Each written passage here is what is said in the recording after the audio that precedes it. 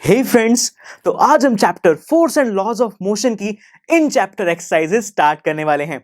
Students, इस chapter में back exercise के अलावा चैप्टर के बीच बीच में बहुत ही इंटरेस्टिंग और इंपॉर्टेंट क्वेश्चंस गिवन हैं, जिन्हें हमने नाम दिया है इन चैप्टर एक्सरसाइजेस का। तो चलिए फ्रेंड्स, सबसे पहले इन चैप्टर एक्सरसाइज स्टार्ट करते हैं। स्टूडेंट्स, इस एक्सरसाइज में टोटल 4 क्वेश्चंस हैं और आज के लेक्चर में हम पहले क्वेश्चन को डिस्कस करेंगे। तो स्टूडेंट्स, इस फर्स्ट क्वेश्चन के अंदर मुझे 3 पार्ट्स गिवन हैं और हर पार्ट में मुझे 2 ऑब्जेक्ट्स गिवन है और मुझे यह बताना है कि इन दोनों ऑब्जेक्ट्स में से किस में ज्यादा इनर्शिया है। तो स्टूडेंट्स, जरा याद कीजिए, हमने इस चैप्टर में बहुत अच्छे से समझा था इनर्शिया के बारे में और हमने ये जाना कि जिस भी ऑब्जेक्ट का मास जितना ज्यादा होता है उसमें उतना ही ज्यादा इनर्शिया होता है। यानी कि मुझे हर पार्ट में ये देखना है कि किस ऑब्जेक्ट का मास ज्यादा है और जिस ऑब्जेक्ट का मास ज्यादा होगा उसमें इनर्शिया भी उतना ही ज्यादा होगा। तो चलिए स्टूडेंट्स, सबसे पहले पार्ट को डिस्कस करते हैं।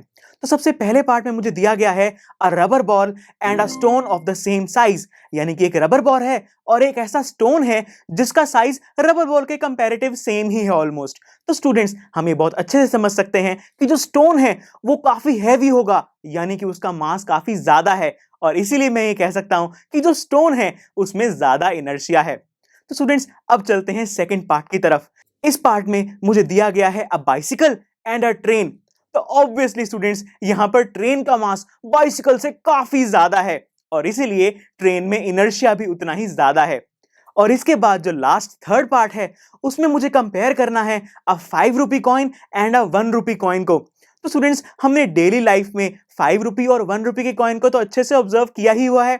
हम ये जानते हैं कि जो 5 रुपए का कॉइन है वो काफी थिक होता है और काफी हैवी भी होता है 1 रुपए के कॉइन से, यानी कि 5 रुपए के कॉइन का मास काफी ज्यादा है as compare to 1 rupee coin और इसीलिए 5 रुपी कॉइन में इनर्शिया भी ज्यादा होगा।